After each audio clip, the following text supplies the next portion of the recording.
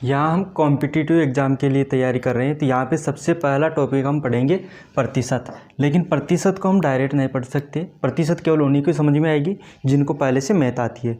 तो प्रतिशत को समझने के लिए हमें पहले कहीं और भी चीज़ें पढ़नी पड़ेगी, जैसे मैंने कुछ क्वेश्चन लिखे हैं कि हमें क्या क्या सीखना है। तो यहाँ पर आप देख सकते हो, ये जो पहला क्वेश्चन है यहाँ पर, इसके अंदर हमें यहाँ पर दिया हुआ घात। अगर हमें ये घात ही नहीं आएगी तो हम प्रतिशत कैसे सीख सकते हैं।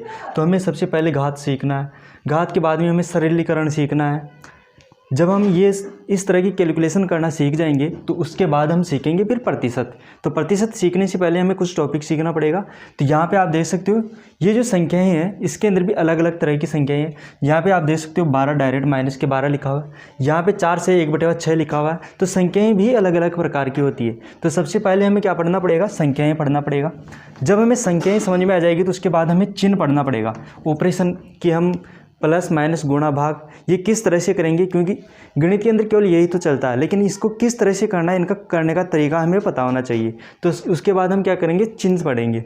चिन्ह के बाद हम भिन्न पढ़ेंगे। भिन्न के अंदर क्या है, संख्याओं के अंदर हम भिन्न पढ़ेंगे, लेकिन संख्याओं के अंदर तो भिन्न को हम समझेंगे और यहाँ पे उनका जोड़ बाकी गुणा भाग जो भी होता है ऑपरेशन, वो ऑपरेशन करना हम यहाँ पे सीखेंगे। उसके बाद हम दशमलव के अंदर जोड़ बाकी गुणा भाग किस तरह से करते हैं वो सीखना पड़ेगा।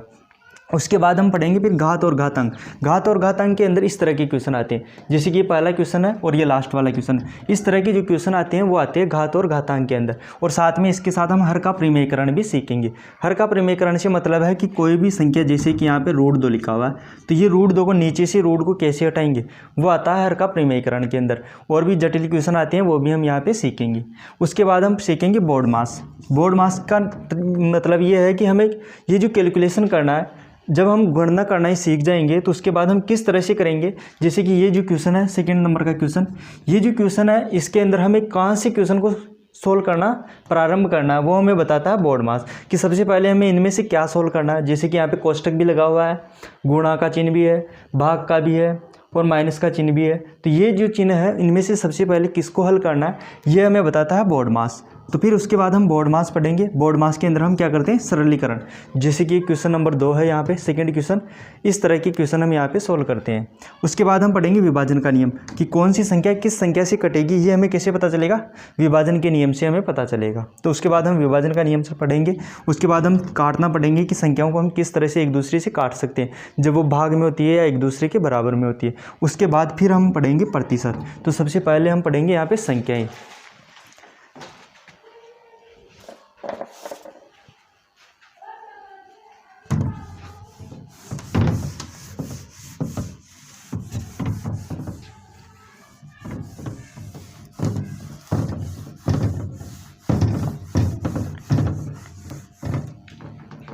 तो यहाँ पे हमारा पहला टॉपिक होगा आज का संख्याएं। संख्याओं के अंदर सबसे पहले हम जीरो की बात करते हैं कि जीरो क्या है,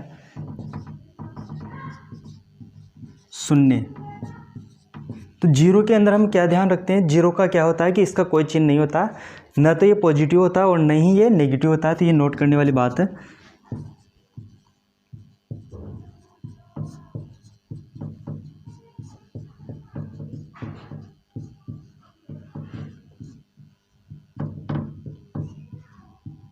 इसका कोई भी चिन्ह नहीं होता, ये उदासीन होता है। जैसे कि हम कोई संख्या लिखें, जैसे कि 2 है तो 2 क्या होगा, ये प्लस का 2 है तो इसके आगे हम चिन्ह लगा सकते हैं। माइनस का 2 लिखेंगे तो इसके आगे माइनस का चिन्ह लगा सकते हैं। लेकिन जीरो के आगे हम प्लस और माइनस दोनों चिन्ह नहीं लगा सकते, यानी कि ना तो प्लस का लगा सकते हैं और न ही यहाँ पे माइनस का लगा सकते, दोनों चिन्ह नहीं लगा सकते। जीरो केवल जीरो ही होता है। तो हमें ये बात यहाँ पे नोट रखना है कि जीरो का कोई भी चिन्ह नहीं होता है, ये हमेशा उदासीन होता है। इसके बाद हम आते हैं प्राकृत संख्याओं पे।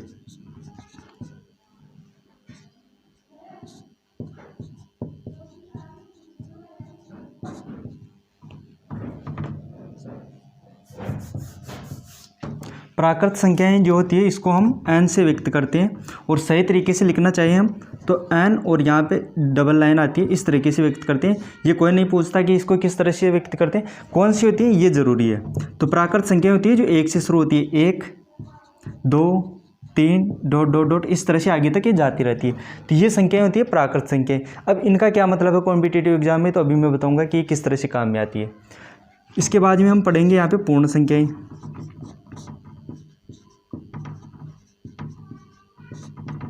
पूर्ण संख्याओं को हम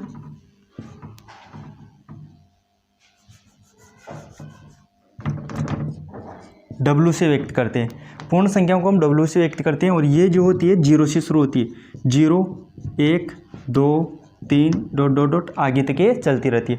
पूरी पूरी संख्याएं होती है जिसके अंदर 0 भी होता है, इसमें 0 नहीं होता। प्राकृत संख्याओं में 0 नहीं होता, पूर्ण संख्याओं में 0 भी होता है। फिर इसके बाद में आती है पूर्णांक संख्याएं।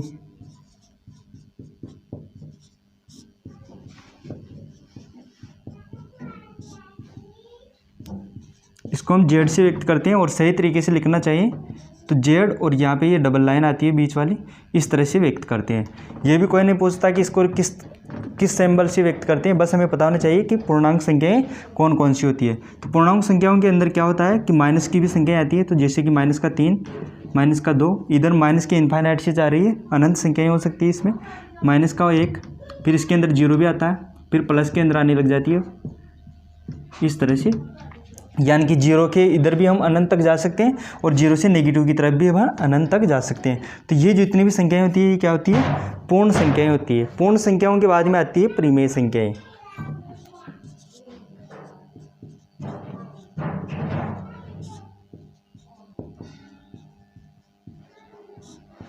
परिमेय संख्याएं, परिमेय संख्याएं क्या होती है, p बटे क्यू के रूप में होती है। तो मैं यहाँ पे लिख देता हूँ p बटे क्यू इस तरह की होती है। और यहाँ पे ध्यान रखना चाहिए क्यू का मान कभी भी 0 नहीं हो सकता। Q not equal to 0, Q का मान कभी भी 0 नहीं हो सकता।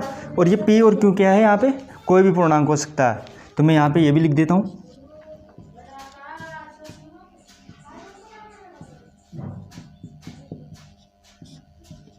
p और q पूर्णांक है। अब इसके अंदर कोई भी संख्याएं हो सकती है, जैसे कि मैं 2 लिखता हूँ यहाँ पे, 2 भी एक परिमेय संख्या है। कैसे कि ये p बटे क्यू के रूप में होनी चाहिए, दिखाई तो नहीं दे रही है p बटे क्यू के रूप की, तो हम 2 को इस तरह से लिख सकते हैं 2 बटे 1, क्योंकि किसी भी संख्या में 1 का भाग देने से कोई फर्क नहीं पड़ता है। तो 2 को हम 2 बटे 1 लिख सकते हैं, इसका मतलब ये भी एक परिमेय संख्या है। इसके अलावा हम लिख सकते हैं जैसे कि 5 बटे 2, ये भी एक परिमेय संख्या है। यदि हम माइनस का 5 बटे 2 लिख दें तो ये भी एक परिमेय संख्या है। कुछ भी संख्याएँ आ सकती है, नीचे और भी अलग संख्या ले सकते हैं, जैसे कि 1 बटे 4 ले लिया हमने। नीचे और ऊपर 2 संख्याएं होनी चाहिए, एक तो ऊपर की तरफ होनी चाहिए, एक नीचे की तरफ होनी चाहिए, तो क्या होती है, परिमेय संख्या होती है। लेकिन कभी भी नीचे 0 नहीं आना चाहिए। जैसे कि मैंने यहाँ पे लिख दूँ कि 3 बटे 0, तो ये 0 नहीं होना चाहिए यहाँ पर। तो ये क्या हो जाएगा, ये तो अनंत हो जाएगा। तो ऐसी संख्याएं परिमेय संख्याएं नहीं होती है, तो ये संख्याएं परिमेय संख्याएं नहीं होगी, क्योंकि यहाँ पे नीचे क्या लिख दिया मैंने, 0 लिख दिया, ये तो अपरिभाषित हो गया। इसीलिए यहाँ पे लिखा है कि नीचे का मान कभी भी 0 नहीं होगा। और यहाँ पे p और q को पूर्णांक क्यों लिखा है, तो यहाँ पे आप देख सकते हो 2 भी एक पूर्णांक है, पूर्णांक की लाइन में आप देख सकते हो 2 भी आता है, 5 भी आ जाएगा आगे चलकर, माइनस का 5 भी आ जाएगा इस साइड में, और 1 भी आता है इसके अंदर, और नीचे वाला देखो 4 भी इसके अंदर आ जाएगा आगे। तो ये ऊपर और नीचे की जितनी भी संख्याएं लिखी हुई है यहाँ पर, ये सभी क्या है, पूर्णांक संख्याओं में से लिखी हुई है। इसलिए यहाँ पे लिखा है कि p और q पूर्णांक होती है। ये तो है संख्याएं जिनको हमें पता होना चाहिए कि कौन सी संख्याएं कहाँ से शुरू होती है। अब ऐसा क्यों करते हैं हम, इनको क्यों ध्यान में रखना चाहिए, तो कहीं पे भी क्वेश्चन आ सकता है, जैसे कि प्रथम 5 प्राकृत संख्याओं का योग क्या होगा। तो प्रथम 5 प्राकृत संख्याएं हम कैसे देखेंगे, हमें पता होना चाहिए कि प्रथम 5 प्राकृत संख्याएं क्या होती है। और भी अभी मैं कुछ क्वेश्चन लूँगा, तब आपको और भी अच्छे से समझ में आ जाएगा। तो परिमेय संख्याएं हो गई, अब अपरिमेय संख्याएं भी होती है।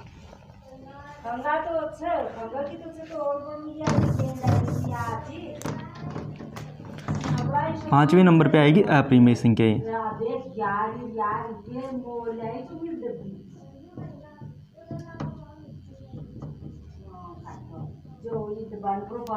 अपरिमेय संख्याओं में क्या होता है, जो संख्याएं परिमेय नहीं है वो सभी अपरिमेय संख्याएं होती है।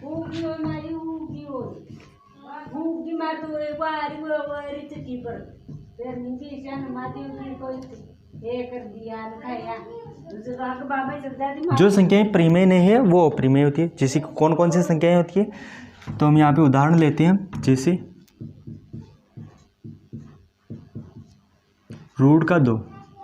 रूट 2 को क्या हमने ऐसा क्यों लिखा, किसी के दिमाग में ऐसा आ रहा होगा कि रूट के नीचे 1 लगा लेते हैं, जैसे कि रूट 2 बटे 1, और ये हो गए परिमेय। किसी के दिमाग में ऐसा आ सकता है, लेकिन ऐसा नहीं कर सकते।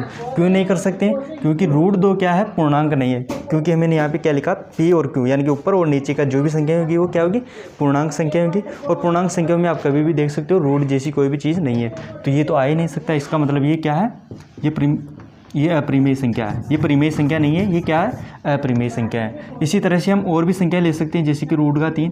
रूट में जितनी भी संख्याएं आती है और वो अभाज्य है या फिर जिनका पूरा पूरा रूट नहीं निकलता है, वो सभी की संख्याएं अपरिमेय संख्या होती है। इसी के साथ में हम पाई को भी ले सकते हैं।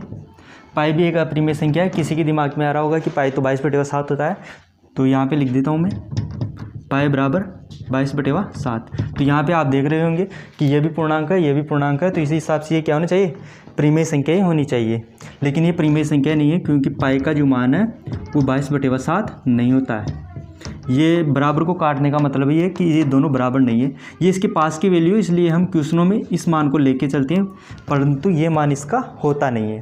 तो ये बात ध्यान रखने की है कि पाई का मान 22/7 नहीं होता है, इसके पास का होता है, इसलिए ये भी एक अपरिमेय संख्या है। इसी के अलावा और भी कई संख्याएं होती है, जैसे कि √5 है।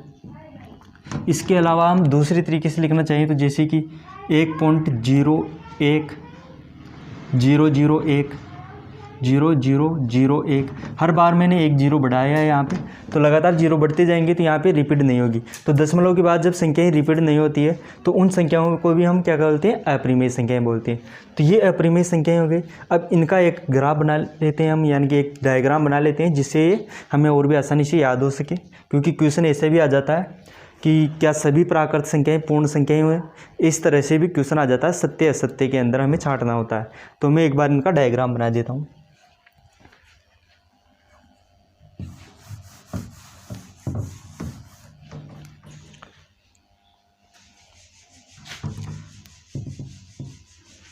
प्राकृत संख्याओं को मैंने n से लिख दिया है यहाँ पे, क्योंकि लिखने के लिए बड़ी हो जाएगी, यहाँ पे डायग्राम बड़ा हो जाएगा, इसलिए मैं केवल सिंबल यहाँ पे यूज में ले रहा हूँ। सिंबल से आप समझ सकते हो कि प्राकृत संख्या n है, पूर्ण संख्या w है, पूर्णांक संख्या ही है, और p/y क्यों लिख दूंगा, उसका मतलब आप परिमेय संख्या समझ सकते हो। तो यहाँ पे आप देख सकते हो प्राकृत संख्याएं हैं, जैसे कि ये जो बॉक्स है, मान लो कि इनमें प्राकृत संख्याएं हैं, तो W जब मैं यहाँ पे लिखूंगा तो W के अंदर ये दोनों आएगी। या इसका मतलब ये है कि जो पूर्ण संख्याएं हैं उसी के अंदर प्राकृत संख्याएं भी होगी। इसके बाद हम Z लिख सकते हैं। तो इसका मतलब ये है कि जो पूर्णांक है, पूर्णांक संख्याओं के अंदर पूर्ण संख्या भी होगी और प्राकृत संख्याएं भी होगी। लेकिन इसका मतलब ये नहीं है कि प्राकृत संख्याएं पूर्णांक संख्याएं हो जाएगी, ये पूर्णांक संख्याएं प्राकृत संख्या हो जाएगी, ऐसे उल्टा नहीं जा सकते। इसके अंदर जा सकते हैं इस तरह से कि जो भी इसके अंदर आ रही है वो सब पूर्णांक है, जो इस W वाले गोले के अंदर आ रहा है वो सब पूर्ण संख्याएं हैं। इसके बाद में आ जाएगी परिमेय संख्याएं। तो यहाँ पे परिमेय लिख देता हूँ मैं, परिमेय संख्याएं। परिमेय संख्याओं के अंदर सभी संख्याएं आ जाएगी, ये जितनी भी अंदर लिखी हुई है ये सभी संख्याएं परिमेय संख्याएं हो जाएगी। लेकिन इसका मतलब ये नहीं है कि इसका मतलब कभी भी ये नहीं है कि परिमेय संख्याओं का मतलब हो जाएगी पूर्ण संख्या, ऐसा नहीं बोल सकते, क्योंकि परिमेय संख्या के अंदर क्या होती है, भिन्नात्मक संख्याएं भी आती है जो कि पूर्णांक नहीं है।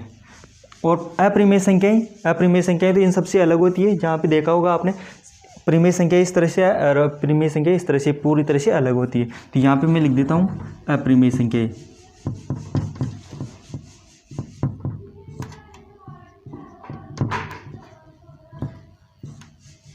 तो अपरिमेय संख्याएं अलग से होती है, यानी कि परिमेय और अपरिमेय पूरी तरह से अलग होती है। और परिमेय संख्याओं के अंदर कौन कौन संख्याएं आ जाती है, पूर्णांक संख्याएं आ जाती है, पूर्ण संख्याएं आ जाती है, और प्राकृत संख्याएं भी इसके अंदर आ जाती है। और इन दोनों को एक साथ मिलाकर हम बोलें तो उसको बोलते हैं हम वास्तविक संख्याएं।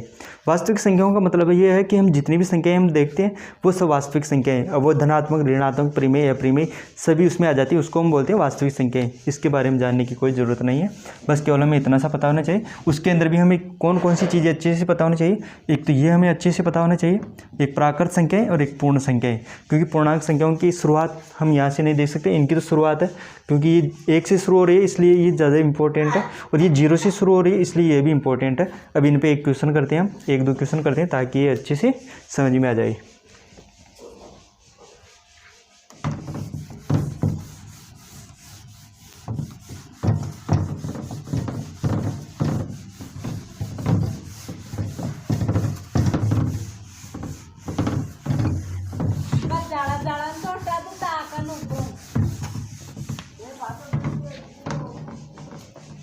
तो एक क्वेश्चन हम यहाँ पे देखते हैं। पहला क्वेश्चन है, प्रथम 5, मैं लिख देता हूँ,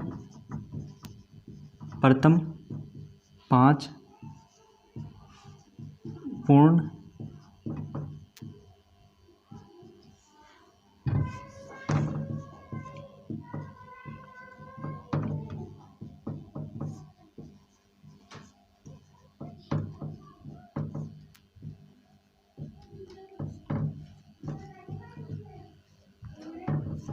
प्रथम 5 पूर्ण संख्याओं का योग ज्ञात कीजिए। तो पूर्ण 5, सबसे पहले तो हमें ये पता होना चाहिए कि पूर्ण संख्याएं क्या होती है और प्रथम 5 लेना है हमें। तो प्रथम 5 पूर्ण संख्याओं का योग ज्ञात कीजिए। योग ज्ञात करने का सूत्र तो हम आगे पढ़ेंगे। तो सबसे पहले हम ऐसे जोड़ लेंगे अभी तो, या केवल लिख के देख लेते हैं, जोड़ेंगे नहीं तो अभी।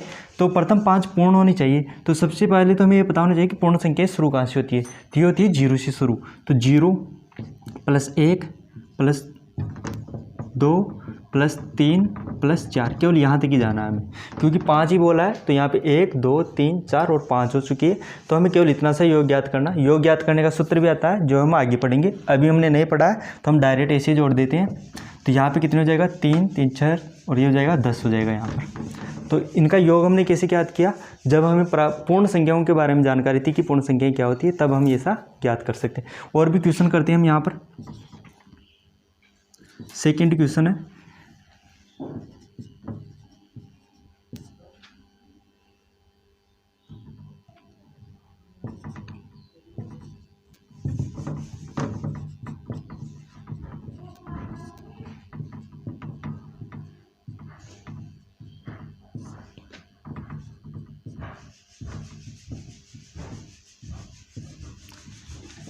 औसत अभी हमने पढ़ा नहीं है, लेकिन जब बाद में पढ़ेंगे तो फिर से समझ लेंगे। लेकिन इस तरह से भी क्वेश्चन आ सकता है कि प्रथम 4 प्राकृत संख्याओं का औसत ज्ञात कीजिए। तो प्रथम 4, तो हमें सबसे पहले तो प्राकृत संख्या पता होनी चाहिए, और प्रथम 4 कौन सी होगी हमें यह भी पता होना चाहिए, तभी हम इस क्वेश्चन को सोल्व कर सकते हैं। औसत हम बाद में पढ़ लेंगे, अभी मैं केवल डायरेक्ट आंसर बता दूंगा इसका कैसे करते हैं, फिर बाद में हम जब औसत पढ़ेंगे तब और भी अच्छे से समझ में आ जाएगा। तो सबसे पहले तो हमें प्राकृत संख्याएं पता होनी चाहिए कि 1 से शुरू होती है। और प्रथम 4 का मतलब क्या हो जाएगा, 1 हो जाएगा इसके अंदर, 2 हो जाएगा, 3 हो जाएगा और 4। केवल इतनी सी संख्याएं आएगी यहाँ पर, क्योंकि प्रथम 4 के लिए बोला है। तो 1 से शुरू होगी और 4 आ जाएगी। अब औसत ज्ञात करना, तो औसत ज्ञात करने का मतलब ये है कि इन सबको जोड़ना है और ये कितनी संख्या है उनका भाग देना है। तो यहाँ पर इनको जोड़ेंगे तो कितना हो जाएगा, 10 हो जाएगा ये भी। तो 10, और ये कितनी संख्याएं हैं, 1 2 3 4 संख्याएं हैं, तो हम इसके अंदर 4 का भाग दे देंगे। तो ये आ जाएगा इसका औसत। और भी आगे इसको काट कर सोल्व कर सकते हैं भाग देकर, लेकिन अभी हम ये नहीं पढ़ रहे, केवल हम संख्याओं को पढ़ रहे हैं, इसलिए यहीं पे छोड़ देता हूँ। तो यहाँ पे हमें ये जब पता होगा तभी हम ये आगे सोल्व कर सकते हैं। तो सबसे पहले हमें यहाँ पर क्या क्या ध्यान रखना है, एक तो पूर्ण संख्याओं का ध्यान रखना है और एक प्राकृत संख्याओं का तो हमें स्पेशली ध्यान रखना है। इसके बाद में हमने पढ़ा है कि 0 का कोई चिन्ह नहीं होता, तो उसका क्या मतलब है, उसको किस तरह से यूज में ले सकते हैं क्वेश्चन के अंदर। तो उसका भी एक क्वेश्चन देख लेते हैं हम। इसका आंसर मैं यहाँ पे लिख देता हूँ 5/2, क्योंकि इनको काटने पर 5/2 आएगा। क्वेश्चन नंबर 3 हम यहाँ पे देखते हैं कि क्वेश्चन नंबर 3 के अंदर हम क्या ले सकते हैं। तो यहाँ पर आप देख सकते हो क्वेश्चन नंबर 3 के अंदर हम इस तरह से ले सकते हैं कि प्रथम 5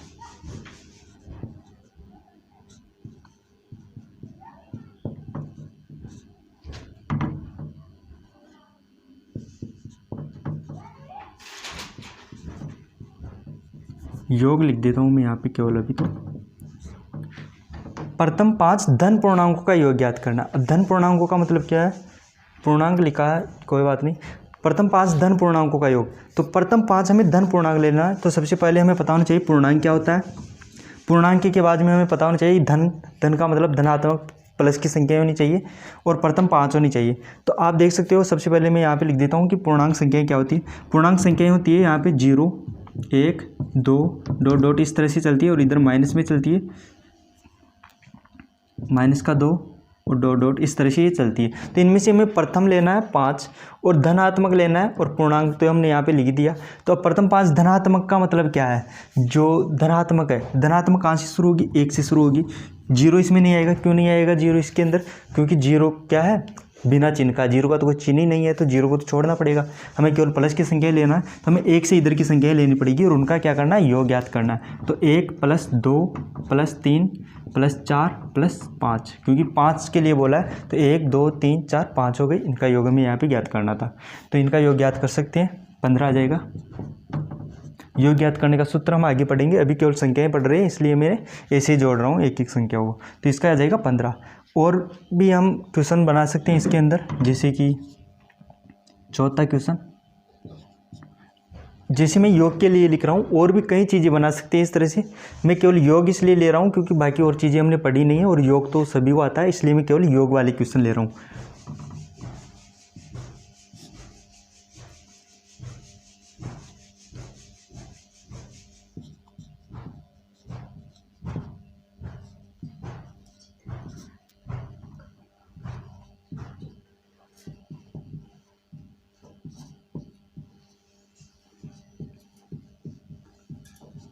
इस बार मैंने यहाँ पे लिखा है कि प्रथम 6 अधनात्मक पूर्णांकों का योग। अधनात्मक का मतलब कि धनात्मक को छोड़ना है, बाकी प्रथम का योग हमें यहाँ पे करना है। यहाँ पे मैंने पूर्णांक लिखा है, तो पूर्णांक तो यही होते हैं, बस केवल इसको मिटा देता हूँ मैं यहाँ पे। ये पूर्णांक ही है, लेकिन हमें क्या लेना है, अधनात्मक, यानी कि धनात्मक को हमें छोड़ना है इस बार। तो यहाँ पे धनात्मक क्या है, ये है, तो इनको तो हमें छोड़ना है। तो इनके अलावा जो बचे हैं प्रथम 6 हमें यहाँ पे लेना है। तो 0, -1, -2 इस तरह से आएंगे यहाँ पे। तो मैं यहाँ पे लिख देता हूँ कि 0 आएगा। और योग के लिए बोला है तो हमें योग भी करना पड़ेगा यहाँ पे। तो प्लस यहाँ पे -1 प्लस -2 भी आएगा, प्लस -3। हमें 6 लेना है यहाँ पे, केवल 6 संख्याएं।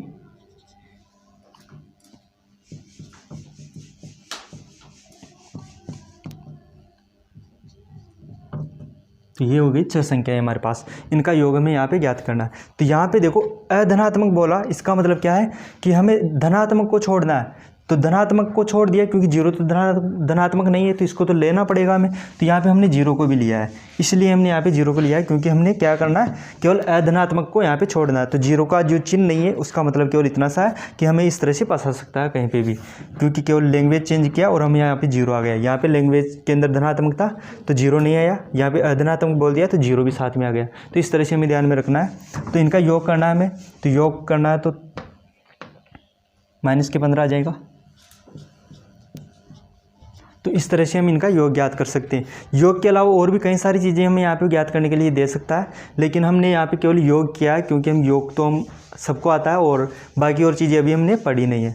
तो यहाँ पे हो गई हमारे पास संख्याएँ पूरी हो चुकी है कि कौन सी संख्याएँ कहाँ से शुरू होती है और किस तरह से संख्याओं पे क्वेश्चन बन सकता है। योग का बन सकता है, औसत का बन सकता है, और भी कई तरह के क्वेश्चन हमारे यहाँ पे बन सकते हैं। अब इनके अलावा हम समझेंगे यहाँ पे चिन्हों को, कि किस तरह से चिन्ह ऑपरेशन करते हैं, यानी कि प्लस माइनस गुणा भाग किस तरह से काम करते हैं, इनको समझेंगे। तो इनको मैं यहाँ पे मिटा देता हूँ, स्क्रीनशॉट ले सकता है कोई भी, स्क्रीनशॉट लेना चाहिए तो।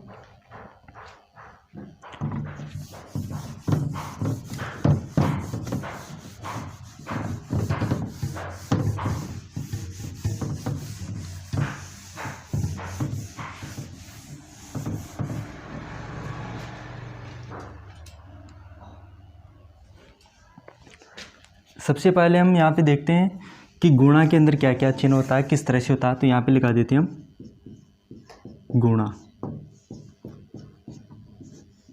2 संख्याओं को हम गुणा करते हैं, 2 से ज़्यादा भी संख्याओं को गुणा कर सकते हैं, तरीका सेम रहेगा। तो केवल 2 संख्याओं के साथ हम सीखेंगे। यहाँ पे कोई भी 2 संख्याएं हैं, जैसे कि एक माइनस की संख्या, इसको हम गुणा करेंगे एक माइनस की संख्या से, तो हमें जो रिजल्ट में मिलेगा वहाँ पे प्लस की संख्या मिलेगी। उदाहरण के लिए हम यहाँ पे देखते हैं, जैसे कि -3 गुणा -2। 2 चिन्ह कभी भी साथ में नहीं आते, इसलिए मैंने यहाँ पे कोष्टक लगाया। अगर किसी के दिमाग में यहाँ पे ये आ रहा हो कि यहाँ पे हमने 3 चिन्हों को एक साथ क्यों लिख दिया, तो यहाँ पे मैंने चिन्ह नहीं लिखे हैं। यहाँ पे मैं बता रहा हूँ कि यहाँ पे एक माइनस की संख्या और यहाँ पे एक माइनस की संख्या, दोनों को गुणा करेंगे तो एक प्लस की संख्या आएगी। लेकिन यहाँ पे मैंने संख्या लिखा है, इसलिए मैं यहाँ पे दोनों यहाँ पे ब्रैकेट लगाया है, क्योंकि 2 चिन्ह कभी भी गणित में एक साथ नहीं आ सकते, ब्रैकेट लगाना पड़ता है, ये गणित का नियम है। तो यहाँ पे हमें इन दोनों को गुणा करना है, ये भी माइनस की संख्या है, ये भी माइनस की संख्या है। दोनों को गुणा करेंगे तो आप जानते हो 3 और 2 को गुणा करेंगे तो 6 आएगा, लेकिन ये कौन सा चिन्ह में आएगा, प्लस के चिन्ह में। क्यों आएगा, क्योंकि ये भी माइनस ये भी माइनस, तो यहाँ पे कौन सी संख्या आएगी, प्लस की संख्या आएगी। तो प्लस की संख्या को, ये जो संख्या है इसके साथ में हम प्लस का चिन्ह लगा भी सकते हैं, और प्लस का चिन्ह नहीं भी लगाएं तो भी ये प्लस ही माना जाता है। तो यहाँ पर हम इसको +6 भी लिख सकते हैं, या इसको हम केवल 6 भी लिख सकते हैं, उससे कोई फर्क नहीं पड़ता। तो हमने यहाँ पर देखा कि माइनस की संख्या आ जाए दोनों तो क्या होगा, दोनों संख्याएं प्लस की हो तो क्या होगा। ये तो हो गया पहला। दूसरा बताता हूँ, यहाँ पे पहली संख्या ही प्लस की है, इसको गुणा करना है। दूसरी जो संख्या है वो भी क्या है, प्लस की। 2 प्लस की संख्याओं को गुणा करेंगे तो हमें रिजल्ट के अंदर क्या मिलेगा, एक प्लस की संख्या मिलेगी। तो 2 प्लस की संख्याओं को गुणा करने पर हमें एक प्लस की संख्या मिलती है। उदाहरण के लिए हम समझ लेते हैं, यहाँ पे सेम उदाहरण में यहाँ पे ले लेता हूँ, 3 × 2, तो हमें यहाँ पे क्या मिलेगा, 6 प्लस का मिला है। यहाँ पे हम प्लस का चिन्ह लगा भी सकते हैं, या हम केवल 6 भी लिख सकते हैं, क्योंकि प्लस का चिन्ह संख्या के आगे लगाना ज़रूरी नहीं है, नहीं लगाते हैं तो भी वो प्लस में मानी जाती है। तो इस तरह से हम यहाँ पे देखो ये भी प्लस की, इसके आगे मैंने कोई चिन्ह नहीं लगाया, इसका मतलब ये प्लस की है। 2 के आगे भी कोई चिन्ह नहीं लगाया, इसका मतलब ये भी क्या है, प्लस का है। तो दोनों प्लस की संख्या को गुणा किया तो हमें यहाँ पे प्लस की संख्या मिल चुकी है। तो इन दोनों को एक साथ हम यहाँ पे इस तरह से लिख सकते हैं कि ये जो दोनों नियम है उसका नियम को हम एक साथ लिख सकते हैं। यदि दोनों चिन्ह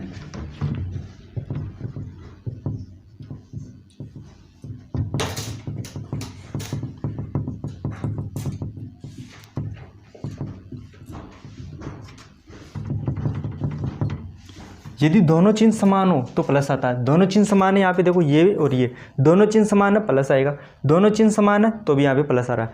यानी कि गुणा के अंदर जब दोनों समान चिन्हों की संख्या गुणा होती है तो प्लस की संख्या आती है, जो आप यहाँ पे देख सकते हो। अब इसके अलावा हम कर सकते हैं दोनों चिन्ह अलग अलग हो। जैसे कि तीसरे नंबर पर हम यहाँ पर लेते हैं कि एक माइनस की संख्या इसको गुणा कर दें एक प्लस की संख्या से, तो हमें रिजल्ट में माइनस की संख्या मिलेगी। माइनस की संख्या को गुणा करें हम प्लस की संख्या तो क्या आएगी, माइनस की संख्या आएगी। या इसका उल्टा भी हम यहाँ पे लिख सकते हैं, क्योंकि गुणा के अंदर उल्टा सुल्टा कैसे भी करो, गुणा तो गुणा ही होता है। तो यहाँ पे हम प्लस की संख्या को गुणा कर दें माइनस की संख्या से तो भी माइनस का आएगा। यानी कि अलग अलग चिन्ह हो, यहाँ पे प्लस यहाँ पे माइनस, या यहाँ पे प्लस यहाँ पे माइनस, कैसे भी हो कोई फर्क नहीं पड़ता, क्योंकि गुणा के अंदर उल्टा सुल्टा हम कर सकते हैं। क्यों कर सकते हैं, एक बात देख लो, यहाँ पे 2 गुणा 3 करेंगे हम तो भी हमारे पास 6 आएगा, और 3 गुणा 2 करेंगे हम तो भी हमारे पास 6 आएगा। यानी कि गुणा के अंदर स्थान बदलने से कोई फर्क नहीं पड़ता है। तो यहाँ पे मैंने स्थान बदल दिया तो इससे कोई फर्क नहीं पड़ता है, दोनों का रिजल्ट क्या आएगा, माइनस में ही आएगा। तो मैं इसको तो यहाँ पे मिटा देता हूँ और एक उदाहरण के तौर पे आपको एक क्वेश्चन यहाँ पे करवा देता हूँ। जैसे कि कोई भी एक संख्या ले लेते हैं, सेम संख्या हम यहाँ पे लेते हैं, जैसे कि माइनस का 3 गुणा कर दे इसको 2 से, तो हमें रिजल्ट के अंदर यहाँ पे क्या मिलेगा, माइनस का 6। क्यों मिलेगा, क्योंकि एक प्लस की, 2 के आगे कोई चिन्ह नहीं है, इसका मतलब 2 तो प्लस का है और ये माइनस का है। तो माइनस और प्लस दोनों गुणा होंगे तो क्या आएगा, माइनस आएगा।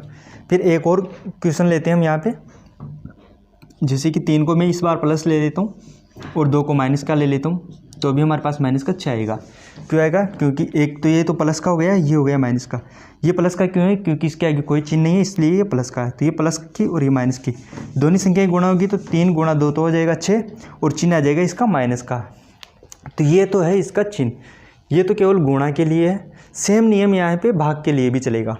तो यहाँ पे ये 3 नियम है, 3 नियम में से ये दोनों नियम एक दूसरे की सेम है और ये इसका अलग है। तो जिस तरह से हमने यहाँ पे ये लिखा है, यहाँ पे भी आप लिख सकते हो कि जब दोनों चिन्ह लगाएंगे तो माइनस में आएगा। ये किसके लिए हम पढ़ रहे हैं, ये गुणा के लिए पढ़ रहे हैं। अब ऐसा ही नियम हम भाग के लिए भी पढ़ सकते हैं, तो मैं भाग का करवा देता हूँ।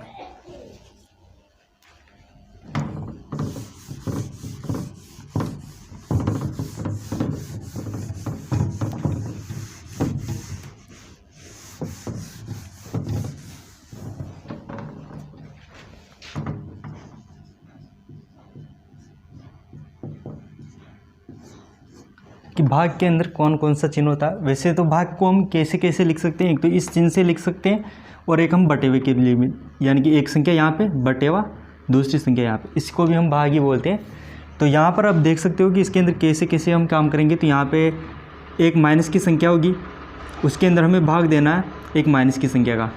माइनस की संख्या में माइनस की संख्या का भाग देंगे तो हमें क्या मिलेगी, प्लस की संख्या मिलेगी। ये तो हो जाएगा पहला नियम। एक उदाहरण लेते हैं हम, जैसे माइनस का 4 है, उसके अंदर हमें भाग देना माइनस के 2 का, तो हमें यहाँ पे क्या मिलेगा, 4 के अंदर 2 का भाग देने पे क्या आएगा, 2 आएगा। लेकिन कौन सा आएगा, यहाँ पे प्लस का आएगा। तो यहाँ पे प्लस का चिन्ह लगा सकते हो या इसको बिना चिन्ह के भी लिख सकते हो, क्योंकि कोई भी संख्या के प्लस का चिन्ह लगाना जरूरी नहीं है, वो प्लस में ही होती है। कोई चिन्ह नहीं लगा इसके आगे, इसका मतलब ही क्या है, प्लस की है। तो यहाँ पे आप देख सकते हो माइनस की संख्या में हमने माइनस की संख्या का भाग दिया तो हमें क्या मिली, प्लस की संख्या मिली। इसी तरह से हम दूसरा नियम देख सकते हैं, गुणा भी सेम ऐसा ही नियम था जैसा हम यहाँ पे भाग में पढ़ रहे हैं। फिर हम प्लस की संख्या के अंदर भाग दें एक प्लस की संख्या का, एक प्लस की संख्या है उसके अंदर हमने एक प्लस की संख्या का भाग दिया है यहाँ पे, तो हमें रिजल्ट में क्या मिलेगा, एक प्लस की संख्या मिलेगी। अब यहाँ पे भी एक उदाहरण देते हैं, सेम ऐसा ही उदाहरण ले लेते हैं, जैसे कि 4 है, 4 के अंदर हम भाग देंगे 2 का, तो हमें क्या मिलेगा, 2।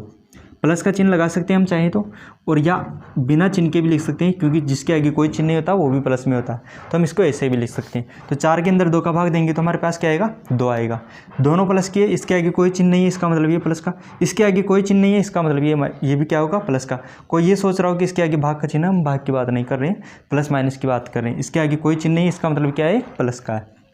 तो यहाँ पे भी आप देख सकते हो, जब दोनों चिन्ह समान है, माइनस और माइनस दोनों चिन्ह समान है, तो हमें क्या मिल रहा है, प्लस। यहाँ पे प्लस प्लस दोनों चिन्ह समान है तो भी हमें क्या मिल रहा है, प्लस। यानी कि दोनों चिन्ह समान हो तो हमें प्लस मिलता है, जैसे गुणा में मिलता था। तो यहाँ पे भी हम यह बात लिख सकते हैं, जब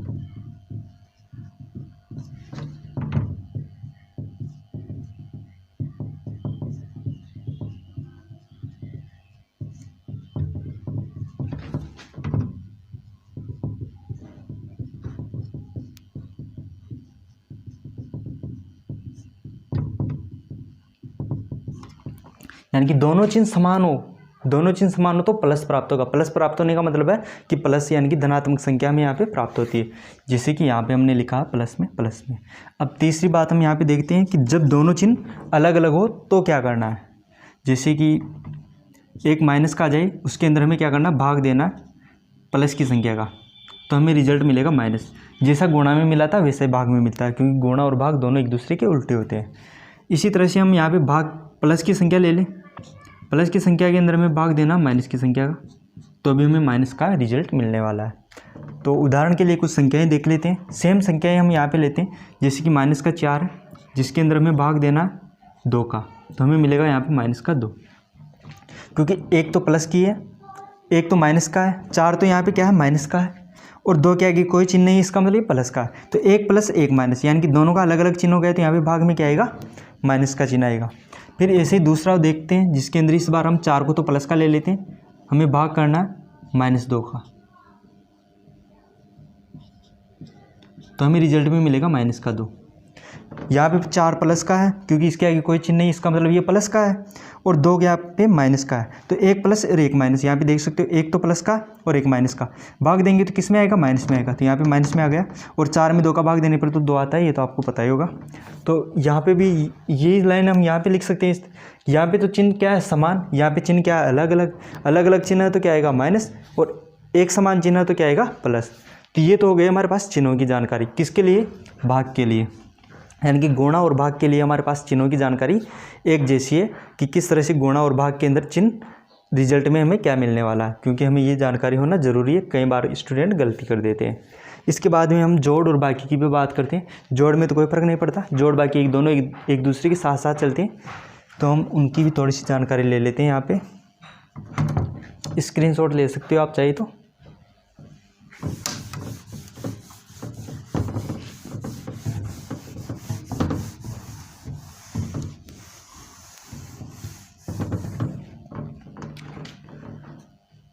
प्रतिशत भी पढ़ेंगे हम आगे, जब संख्याएं खत्म हो जाएगी, तो कल से हम सरलीकरण पढ़ेंगे, घातांक पढ़ेंगे, फिर उसकी अगली कक्षा के अंदर हम प्रतिशत पढ़ना शुरू कर देंगे।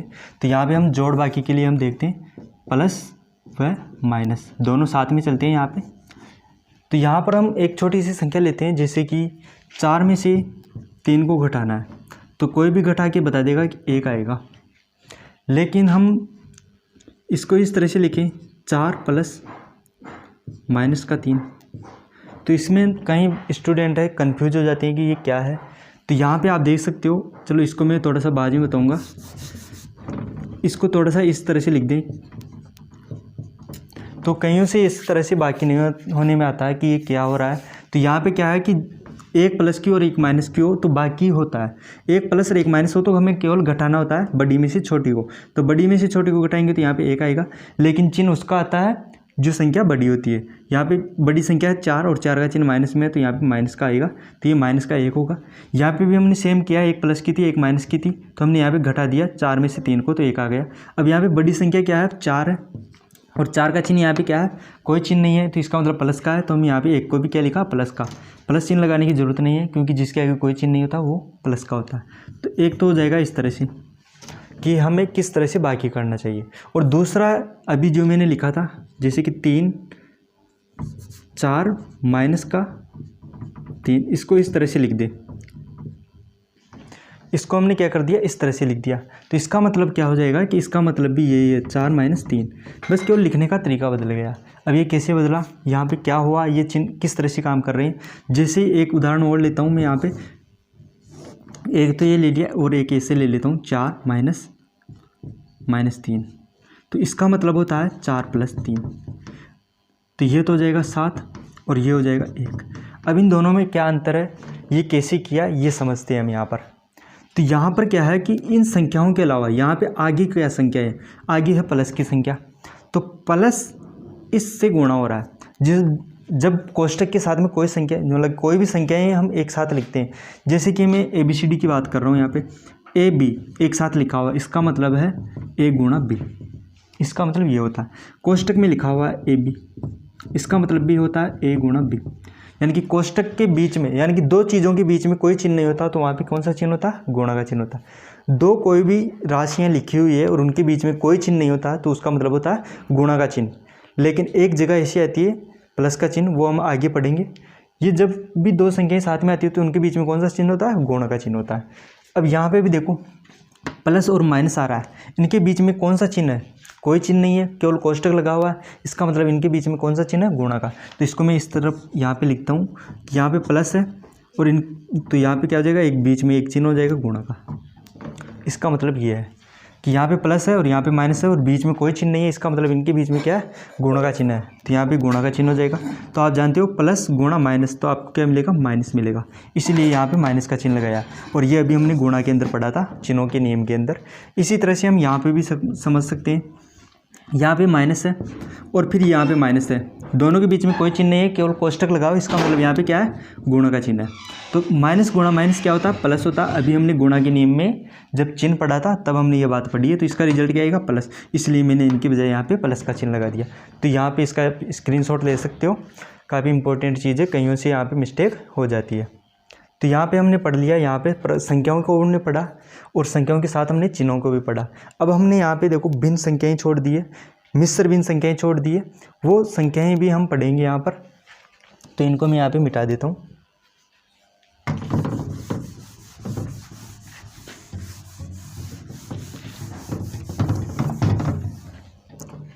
ये पहला वीडियो है जिसके अंदर हमने संख्याएं पढ़ी है। अब जो सेकंड वीडियो आएगा, नेक्स्ट वीडियो के अंदर मैं क्या क्या पढ़ाने वाला हूँ ये बता देता हूँ। एक तो इसके अंदर हम भिन्न पढ़ेंगे, भिन्न संख्याओं का मतलब जैसे कि 3/4 है, तो ये एक भिन्न संख्याएँ हैं। तो भिन्न संख्याएँ हम यहाँ पे पढ़ेंगे।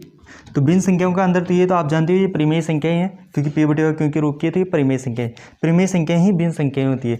लेकिन इनके अंदर क्या है कि इनका जोड़ना, किस तरह से इनको जोड़ते हैं, जैसे कि 3/4 + 1/3 लिख दिया मैंने, इनको किस तरह से जोड़ेंगे और इनका घटाना भी क्या है, ये सारी चीज़ें हम पढ़ेंगे यहाँ पे।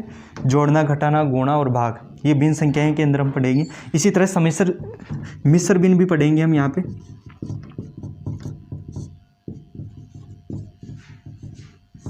और इन दोनों को एक दूसरे में बदलना भी सीखेंगे। मिश्र भिन्न के अंदर किस तरह की संख्या आती है, जैसे कि 3 से 1/2। इसका मतलब क्या है, 3 से 1/2। आपने देखा होगा जब क्वेश्चनों का आंसर होता है तो आंसर इस तरीके से लिखा होता है। कई बार एक संख्या लिखी होती है, उसके साथ में 1/2 वाली संख्या लिखी आती है। तो ये बहुत इंपॉर्टेंट है, क्योंकि हमारा जो आंसर है कई बार इस पदों में आता है क्वेश्चन के अंदर, आपने देखा होगा कई पेपरों में। तो इस तरह से तो इनको भी हम सीखेंगे, इनका जोड़ना और घटाना भी सीखेंगे। जैसे कि मैं यहाँ पे लिख देता हूँ माइनस, तो इनको किस तरह से घटाएंगे, तो ये सारी चीज़ें हम कल सीखेंगे। ये सीखेंगे और साथ में सीखेंगे हम घात भी हम कल सीखेंगे। तो नेक्स्ट वीडियो जो सेकेंड है उसके अंदर ये 3 चीज़ें या इससे ज़्यादा हम यहाँ पे सीखने वाले हैं। तो यहाँ पे भिन्न और मिश्र भिन्न और घात हम पढ़ेंगे, हो सकता है सरलीकरण भी हम कल पढ़ सकें। तो धन्यवाद। यदि मेरा वीडियो अच्छा लगा हो तो लाइक कीजिए, सब्सक्राइब कीजिए और शेयर कीजिए।